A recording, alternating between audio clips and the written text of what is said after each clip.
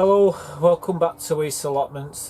Today we're going to get cracking with the spuds like I said I was going to do after we done the shed build. We've got the room in the greenhouses now to do 20 buckets of spuds. So what we're going to do, we're going to use the 10 buckets of compost, which is up at the back part of the plot, to fill 20 buckets. Well, 20 half buckets, because we only need half a bucket first. What we do is we plant a couple of spuds in each bucket, and then as they start growing we top them up until they reach the top of the bucket. So that's what we normally do. So that's what we're going to do. We're not going to break with tradition. Now we always plant the first lot on St. Patrick's Day, and I don't see no reason why we don't put the first and second earlies in today. So yeah, that's what we're going to be doing. The videos are going to be a bit late because I've got a lot of things on this week, different bits and bobs, and well, we just haven't got the time to get the videos uploaded. So what we're going to do, we're going to take you down to the back part of the plot, show you the compost that we're going to be using. I'll explain a little bit more about it when we get down there. So let's go. We're looking at there's them 10 buckets what I had, the compost, what I took out of that front compost bin about 2.5 months ago. We put them in these buckets. So what I'm going to do, I'm going to take half of what's in that bucket and put it in another bucket, and then we're going to use the 2 buckets what are half full to start the spuds off. We'll just top them up with some multi-purpose when they start to come up, but that's what we're going to do. These are the buckets we're going to take half and put in. So we're going to be getting 1 bucket here, and we're going to be taking half a bucket out of here into here. I don't know if you can see this at all. Let's pan the camera down a bit. Actually too far that, isn't it? Let's get it right.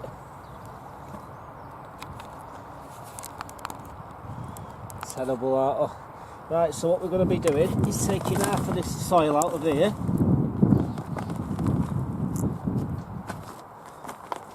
Good soil, lots of worms in it and what have you.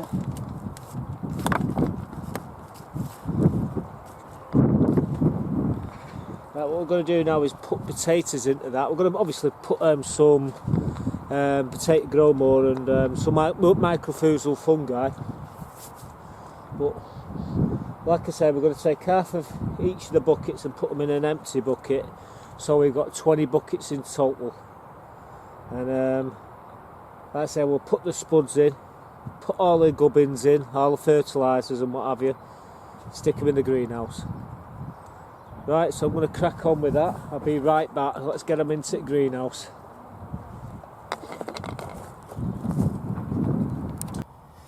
So as you see there was dividing the bucket into 2. So we've got half buckets full of compost. Now that compost, like I was just saying, is it's a combination of leaf mulch, wood chip, grass cuttings, chicken manure and horse manure, all mixed together. It's been in the compost bin out here where the new shed is now. It's been there for about 18 months, so it's well rotted down. It's perfect for, I would say, growing some spuds. So that's what we're going to do. Like I say, you've seen all the buckets. Now what we're going to do, we're going to add the fertiliser. So let's go and check out the fertilisers, what we're using, guys. What we're going to start doing is potatoes now. I've got 20 buckets, half filled. And what you see in there is some bloodfish and bone, and that is potato grow more. And there's show you.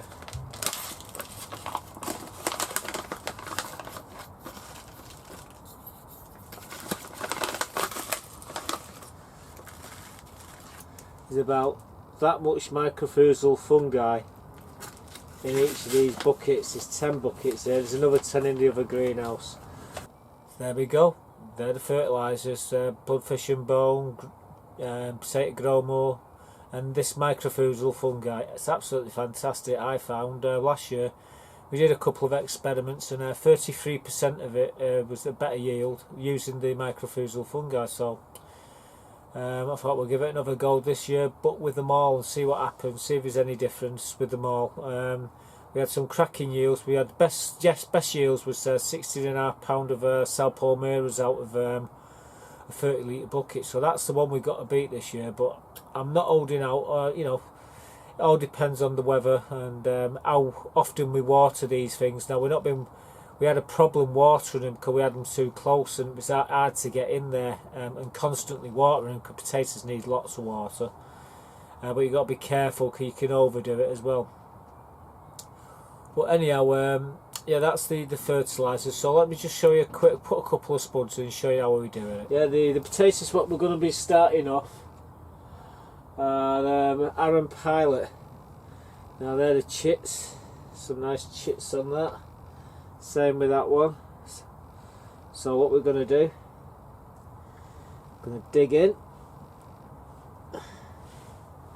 We're going to put 2 seed potatoes in each bucket.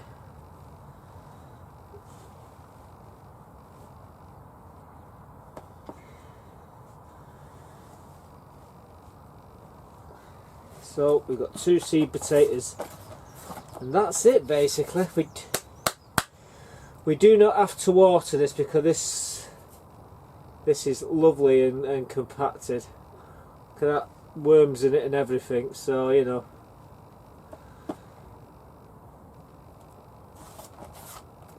So the next thing we need to do is put a label in there.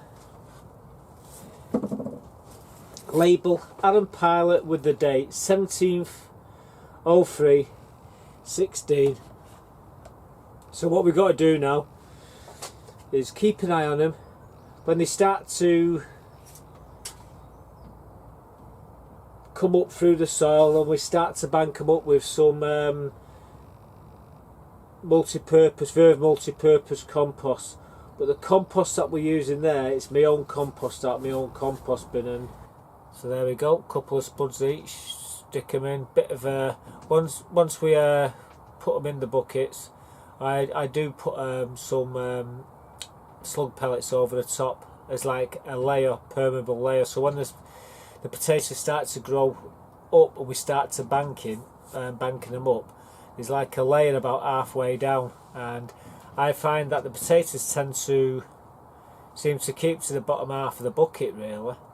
So I'm thinking put a layer halfway up of these slug pellets, and anything what comes through is going to get nailed on the head before they even start.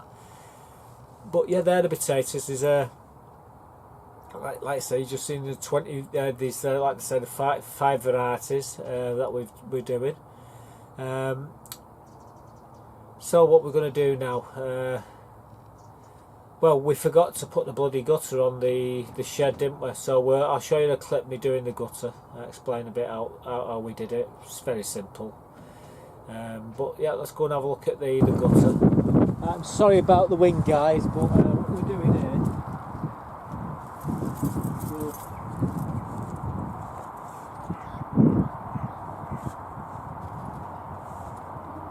we're just sticking this gutter up. What I need to do is get this end, the back end, higher than the front end. So we're only going to put a slight incline on it, nothing major. And let's get the screw started. There we go, that's about 6 mm higher. One in the middle.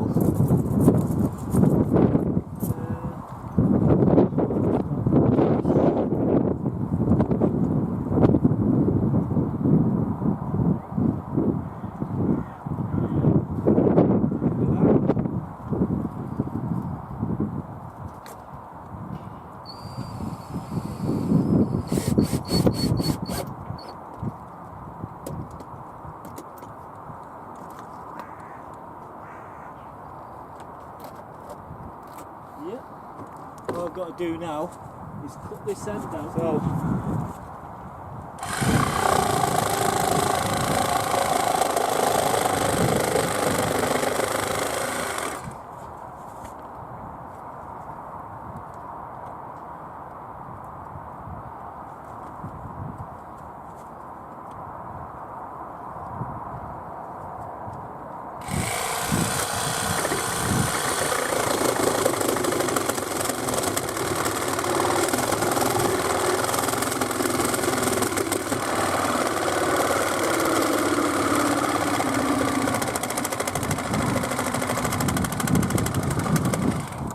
Yeah, run out of battery, that was lucky. Now this gutter will clip in there now. So we just got to manoeuvre it in.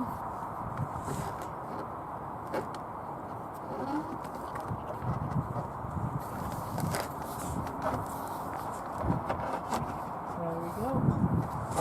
Just make sure I get it underneath the lip.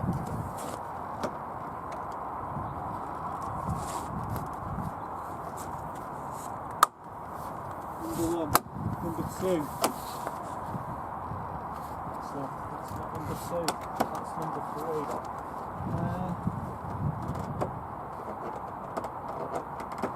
There we go.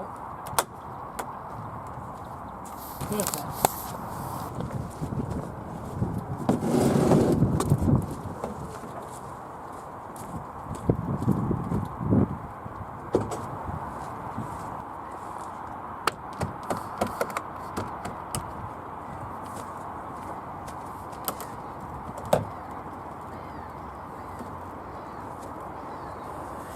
Well, yeah, that was a bit of faffing about there with that bloody gutter. I had my back to the camera as well, I didn't realise, so you didn't get to see me doing the U-shaped bend on it. But anyhow, it's done, as you just saw there. We finished it all off. We put a little bit of a boss on the side of the shed just to lift it off and to secure it so it doesn't move. We've got another one of them water butts, what we're going to put on the other shed here. So we're going to mirror image it. And yeah, so at least the gutter's done, and the downpipe. We'll just do this one one day in the week, and we might get the camera set up properly to do that one. I don't know. It's how I feel on the day. I mean, it only takes me 5 minutes. It takes me 5 minutes to do the thing.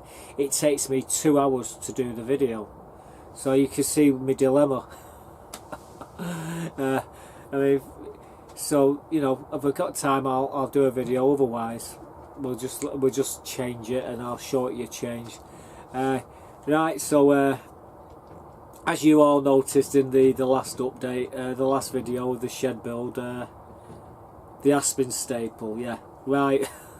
Let me explain. I left that in there, but I changed it about an hour later. When I realised my mistake, I changed it, but I'd already done the video, so I just basically left it in and as you probably noticed, the deliberate mistake. I did say whether I was going to say something or not. I didn't, but you figured it out what it was. There were a few of you that figured it out. Tim and I think it was Nigel and Brendan. Brendan texted me, said, "Mark, I do want to tell you on the main channel." He said, "But your aspen staple's the wrong way around, mate." I texted him straight back. I said, "Yeah, we changed it, and we've and on the hinges as well. That the screws was temporary. What we did is we drilled them, and we put some coach bolts straight the way through the door, and fixed it so that they can't physically unscrew the hinges, because that's another way they get in the shed. Everyone doesn't realise this. They've put the hinges on. It looks all nice, and you know, it looks really good, and you see all the screws in the line there. You think, well, all you gotta do is unscrew them, and the hinge just the door just swings out. Well, mine doesn't, as you're gonna see. I'm gonna show you what we've done here. So let's go now and see what we did. Well, for the eagle-eyed of you, well done, well spotted. I was waiting to see if you would figure out what was actually wrong with the shed, and there was a few of you that got it. Baking Soda private messaged me. He said, "Mark, I don't want to say too much on your channel, but I just want to tell you got your aspen staple the wrong way around." I did text him straight back to say, "Yeah, I know. I left it there to see if you could spot it.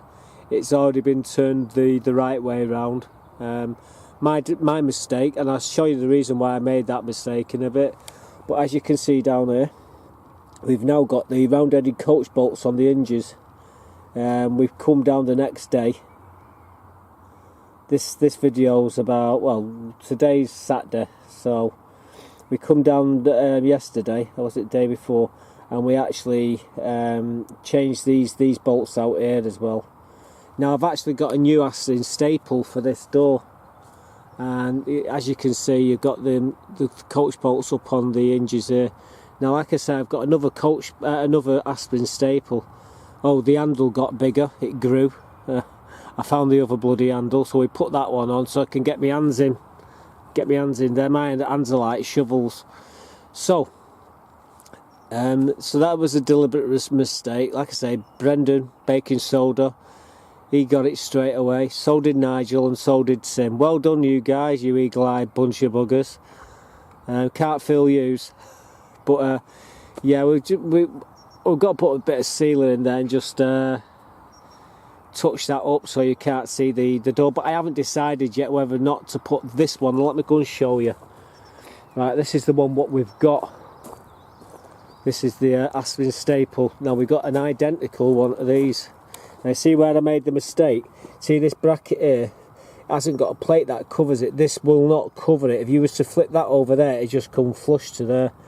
So what we had to do is put coach bolts here, and just so you can't physically get at the hinges. So that's the reason why we did that. That there's like an hook to hold the shed door open. It doesn't serve a purpose because we can't shut the bloody door because we got this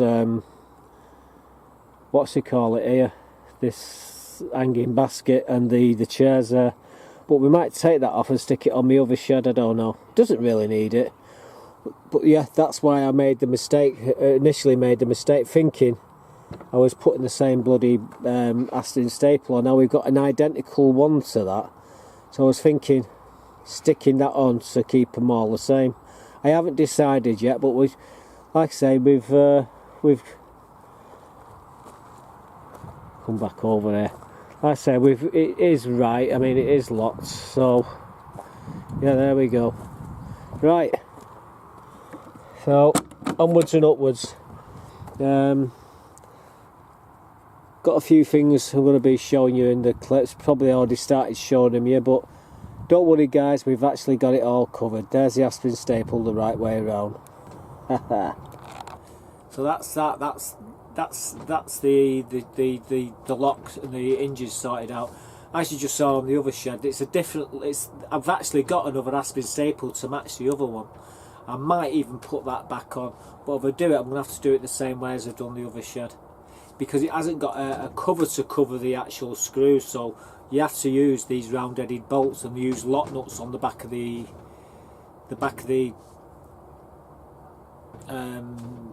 coach bolts, so they can't unscrew them. So yeah, that was that done. So where do we go from there? Well, we're going to go on a tour, and there's something in this tour I'm really chuffed about. So anyhow, let's go round and have a look what's been happening in the plot. Right, let's get round my car and I can show you what we've been up to. So there's the shed in all its glory. There's a drain pipe. We had a few scraps there what we was given, so we did this, put the drain on into this water butt here, new water butt. I had the camera positioned here and I was working on this here, so you couldn't see me doing this, unfortunately. But it's just, I put a few screws in here because we didn't have any glue. When we get some glue, we'll put a bit in, but other than that, it works perfectly because we tested it with water. And it all goes into here, and well, as you can see, it's filled up quite nicely. This is just to lift it out so it's straight. That big bumblebee there, size of that bugger. Oh, well, it's coming straight for me. Oh well, never mind. So let's go over to this side. I want to show you this gutter. Now we're going to alter this gutter. It might come straight here like we've done. We've got another water butt what we're going to be putting here. We've got to paint this side of this shed with some wood preserver and stain. This all can be moved out, but yeah, it should look like this when it's all done. This is the other gutter. The gutter works perfectly, but we're going to put another water butt to match that one. That's why we've got to do that. Come round here. This is what I look at in the daytime. I could sit here all to my heart's content, quite mellowly. But let's come back over here because I want to show you this one. This is why we actually put the bloody aston staple that way. As you see this one here, there's nothing to cover these holes here, so what we use these to cover it. Now I've got another one of these, so I was thinking of putting this one on because it's more substantial. See, someone even had to go and try to cut through it, but they never managed to do it. This is handle, so that's what we was going to do. So as you can see, these have all got the same things on, so they can't take the door off by unscrewing the hinges. A lot of people forget about that. They secure that part and then leave basically the screws like this. It's no good because they can just unscrew it, simple as that. Right, so while we're here, let's have a look in this greenhouse circle to show you the potatoes. So we got 10 buckets in here. We got Duke York, Arran Pilot and Kestrel. Now we put these in on St. Patrick's Day, and you know, so no sign of them yet, obviously. Saying that, I think it's about 21st, 22nd today, I'm not too sure. So we got all these in here. Inside you can't really see in there, but I've got a load of collies that need to go out. They're about a foot tall. The leeks, we can come down here. You can just see these leeks. So there's my leeks. They're doing well. These are my broad beans. They're doing well. We need to plant these on. These are the greyhound cabbage. And behind them we got the onion bunchings. Down here, no sign of the dahlias yet, but we've watered them. Oh God, I'm out of breath just getting up there. Shouldn't have knelt down then, but bloody hell, that was nearly killed me. Anyhow, enough of that.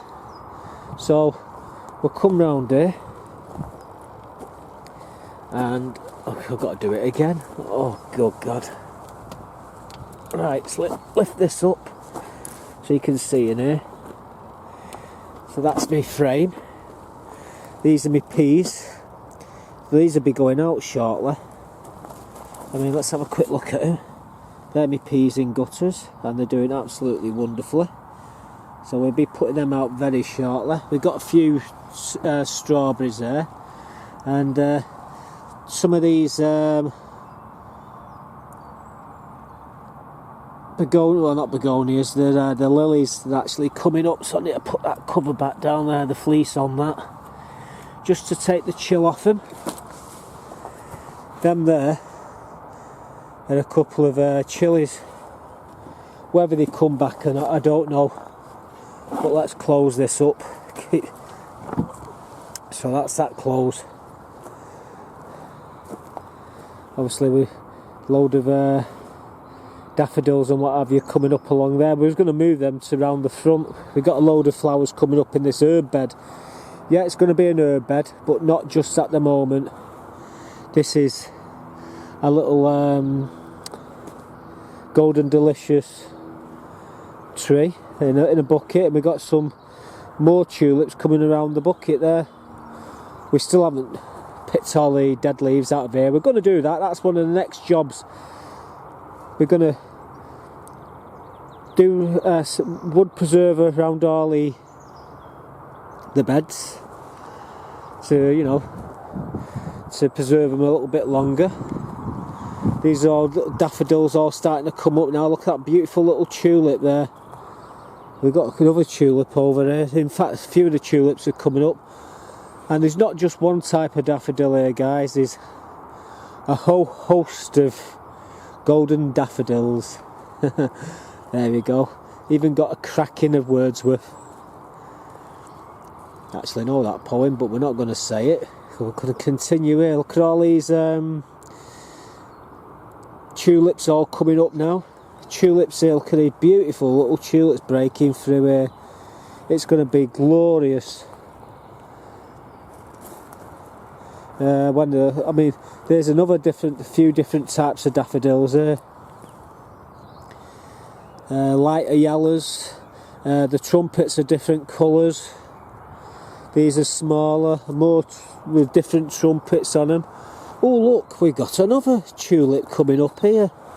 These grow to about, I think these are about 10 inches high.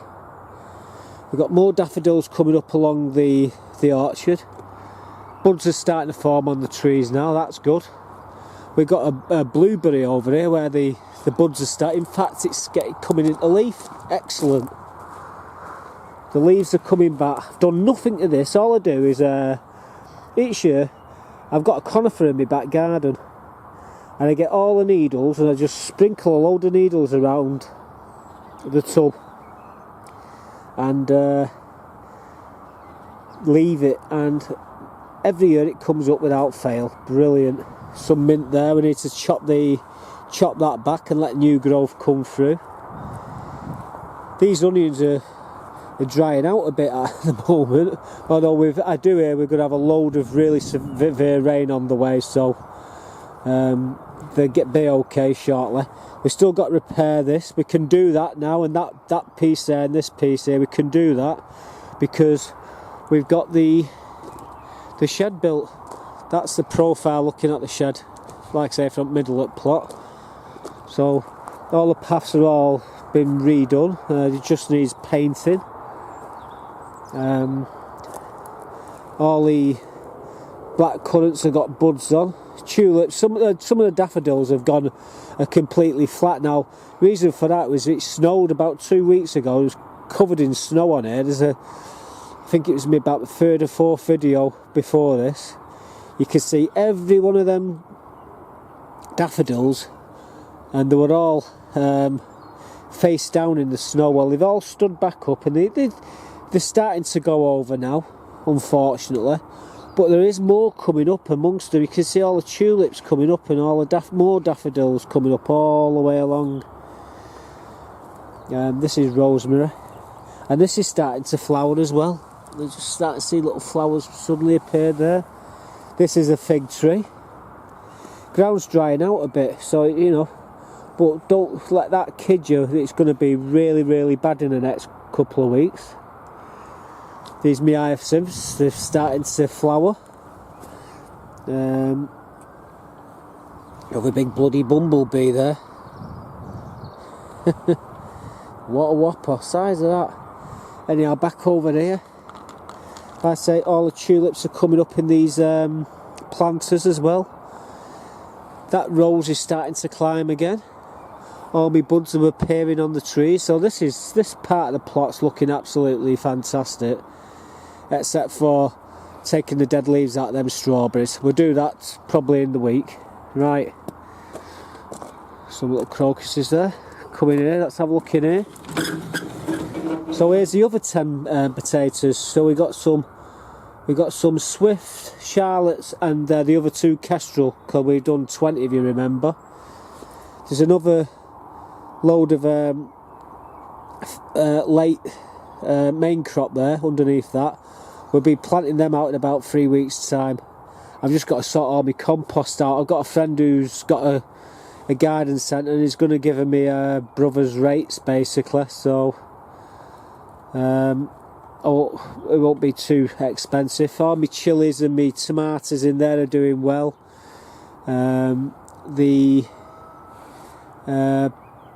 Oh god, what they'll call it now, I can't think what it's called. It doesn't matter, we'll come to them again, but I don't really want to take the case off that. I've not seen anything happening with my grapevine yet. There's no buds are out appearing on it, but that can soon change.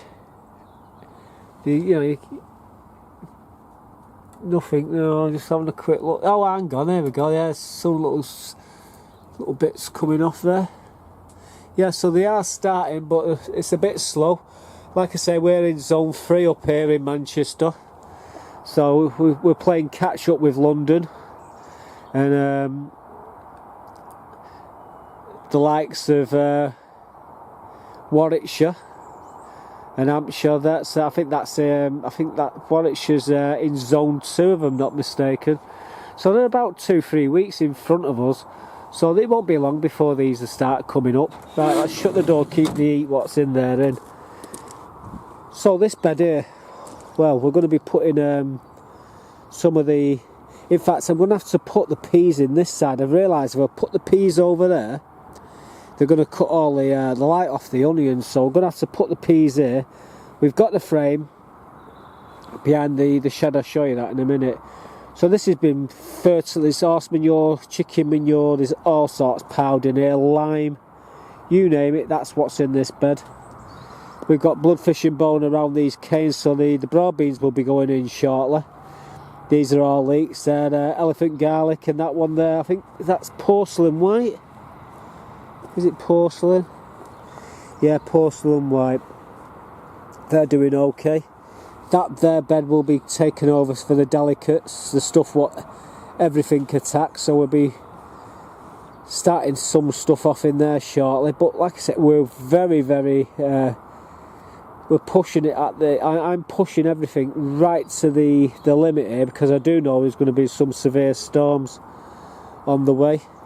There me girls.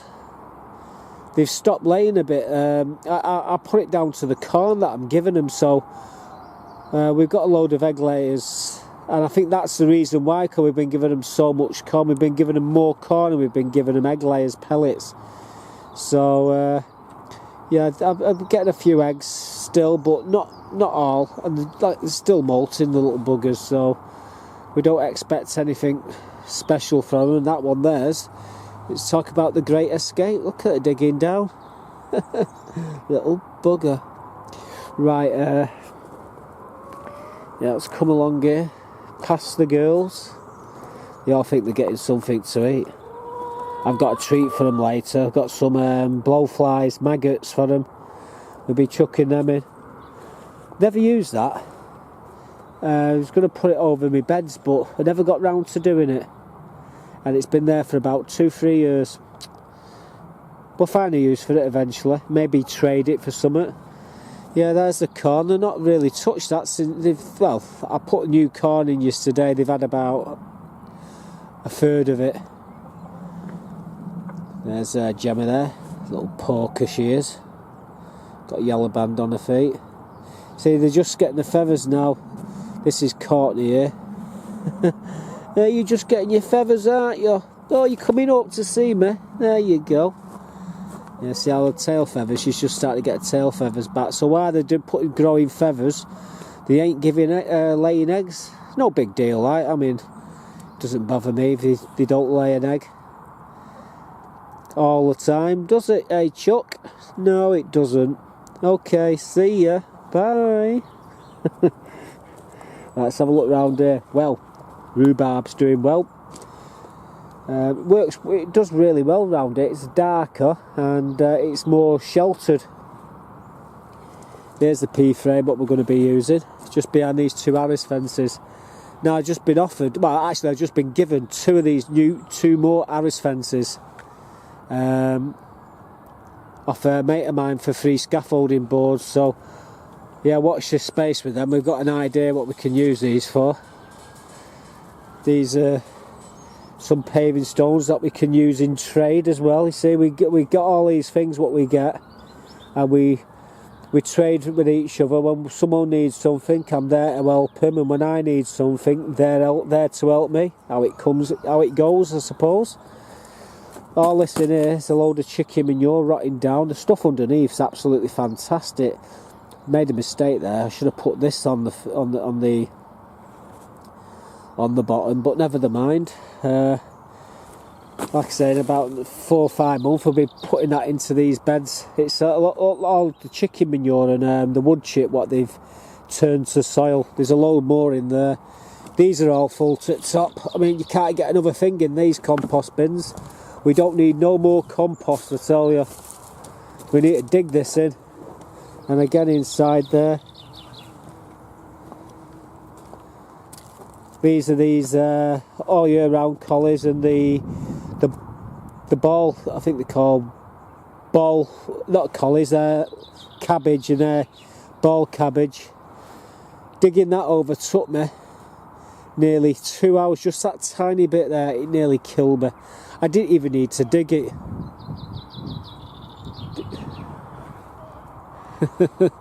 Couple of lads up there. I didn't even need to dig it, basically. It was it just crumbled when I stuck the fork into it, but I still done it. It took me nearly 2 hours to do, guys. Stick with that no dig method, that's the way to go. But yeah, it's good soil, that really is. This is the solent white. There must be 350 solent white in there. This is a 13 foot by 6.5 foot bed. So if anyone wants to know how many you can get in, there's your answer. 6 inches apart, whichever way you look. I'm going to give them another drink of Epsom salts. They pepped up, bit of Epsom salts, and that's it really. Don't need to really do much. Let's have a look at this soil here. Get my hand in some of it. Hey, that's pretty good, that. But yeah, we'll probably end up putting the potatoes in here, in the buckets. Some raspberry canes there. We need to trim them. I'm not too sure what I'm going to do with them, whether stick them in buckets or sticking them in the ground. We'll have to wait and see. But we've got a couple of days to think about it. They're in water at the moment, so I've got about 3 or 4 days to play with, I reckon. They should be okay, but yeah, we'll get them into buckets probably. Some of them buckets will be alright. Just fill them with some compost and chuck them in and put them all along here. I don't know, you know, they're not in the way. I've got to get back up. Oh God. Whew.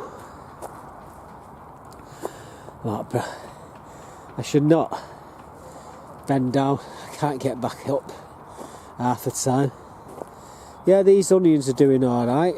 Again, the ground's drying out. Look at how the ground's dried out with all the sunshine we've had. These are coming out. They really are struggling. These are okay. They're okay. The onions, I mean, they're not doing too bad.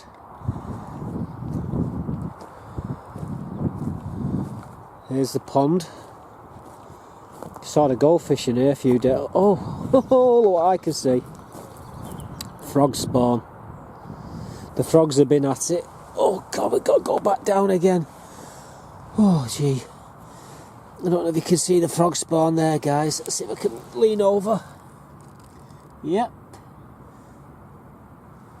Now I was looking around all the other ponds the other day, and none of them's got frog spawning. I think the reason why this has got frog spawning is because the water come from my mate's fishery, and all the kabomba they must have took 15 tonne of kabomba out of this lake, and I got 2 big buckets and I took 3 big bloody handfuls of this kabomba with all the roots, and I chucked it in here, and in amongst the kabomba there was shrimp, there were water boatmen, there were water beetles, there was all sorts. There was every species of insect, you know, what you would find in a pond, and I chucked it in here. We have got a couple of goldfish. You see them from time to time. I don't necessarily feed them. They eat all the algae and all this duckweed and what have you. There's plenty of food in there for them. But yeah, we've got frog spawn, so when them frogs, when the tadpoles turn into frogs, there'll be frogs everywhere here, and they're a good thing. That shoots us to climb back up. Oh God. Woo. Out of breath. I've left my bloody stick over there, haven't I? Catch me breath. Right, I'm alright. So yeah, we got frog spawn there. I'm well chuffed with that. We're going to trade 3 of them scaffolding planks there. My mate's got 2 Harris fences just over behind that whitish shed. We're going to trade him for them. In fact, we've already traded. I just need to take 3 of them and give him. Actually, he can come and get them. That's the deal. I just pulled the bloody net there, haven't I? I have to just come back in a bit and make sure it's secure. But yeah, that's the They're the onions. I've got a few weeds coming up in amongst them. I've got a lot of cracks. You can see how it's all cracked, the ground, because it's been so dry. But just underneath that, it's absolutely drenched, so you know, they're not as if they're starving. I just noticed as well with these blueberries, we got some little crocuses come up there as well. So there we go. So that's the back part of the plot, looking pretty tidy. And there's the front part of the plot, looking pretty tidy. And just in the distance there, making all a racket. Oh, hang on, see if I can zoom in. No, it's not letting me do it. Something, I've not got it set right, is Debbie banging away with her hammer. But that's what I'm looking at, guys, when I come on my allotments. Sit there in that chair and chill out now. Everything's done that needs to be done. Right, so that's it. We're going to leave you with a picture of that. If you're interested in following us, on the bottom right hand corner is a little chicken. Why don't you give it a press and join everybody on my channel, and watch out for new updates which come every week. The next update will probably be the broad beans, the peas, and the all year round collies going in. And who knows, these beds might get a lick of paint as well. Can't believe it's all washed off, the preserver. But it's rained that much on the allotments, that's what it's done. Alright, I'll see you in the next one. Thanks for watching. Bye for now.